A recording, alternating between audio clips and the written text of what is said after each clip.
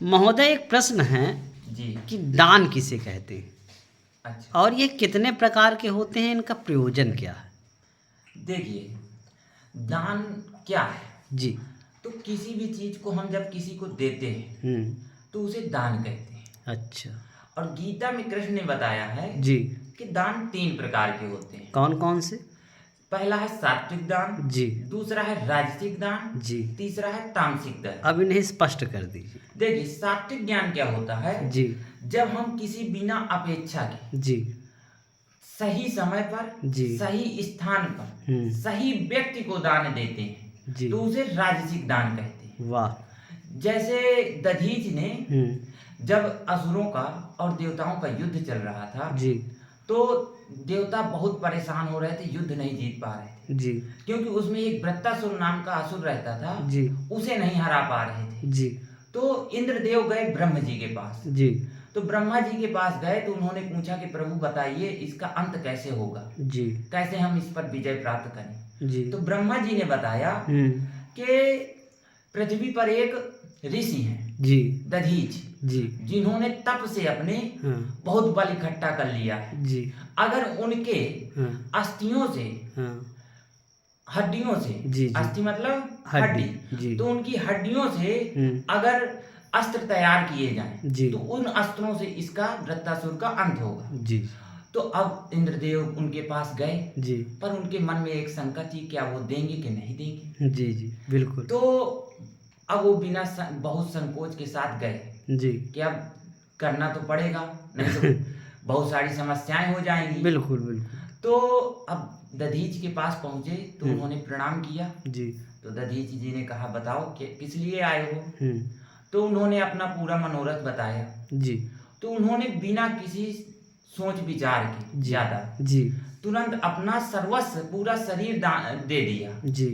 तो उससे उन्होंने अस्त्र बनाए जी। जिससे वृत्तासुर का अंत हुआ। जी। तो इसी प्रकार के दान को सात्विक दान कहते हैं। जी। जिस तरह कर्ण ने भी आप देखिए कि अपने कवच और कुंडल दान दे दिए थे। बिल्कुल। वो जानता था कि अगर इन्हें दे दूंगा तो मेरी युद्ध में मृत्यु हो सकती है। जी। और होगी।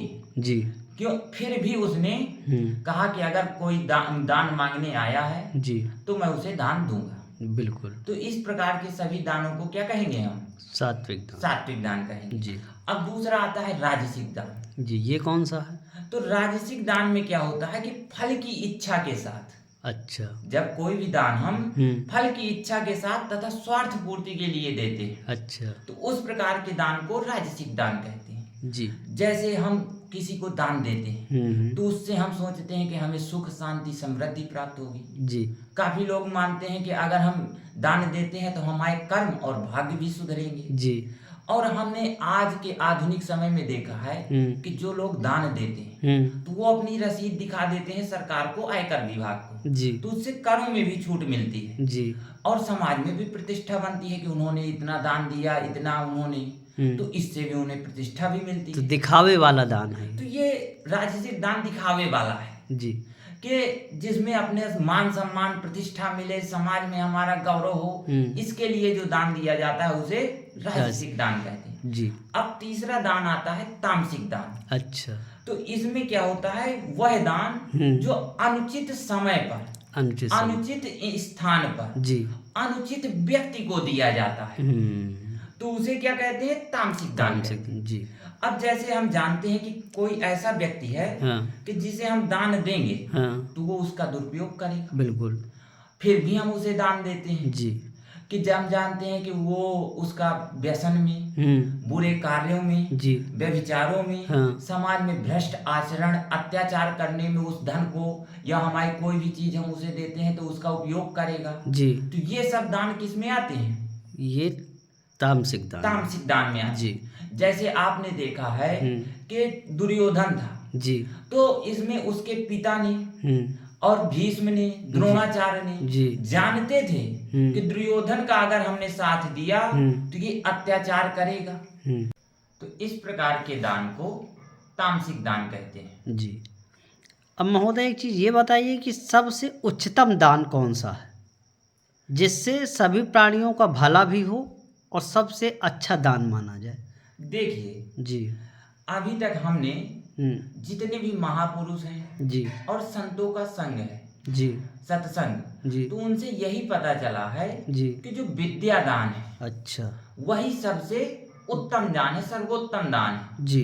क्योंकि देखिए विद्या से ही हमारे जीवन में प्रेम उमड़ता है, जी जीवन में ईमानदारी आती है, जी करुणा उत्पन्न होती है, जी जिससे समाज का, संसार का, जी सभी जीवों का हम भला कर सकते हैं। जी।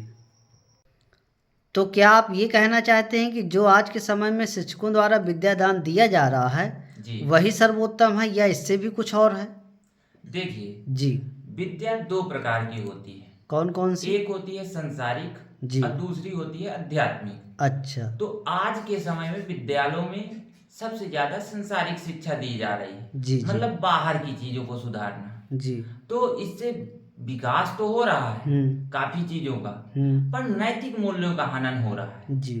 और आप जानते हैं कि बिना नैतिक मूल्यों के जी जीवन व्यर्थ है। तो नैतिक मूल्य क्या है?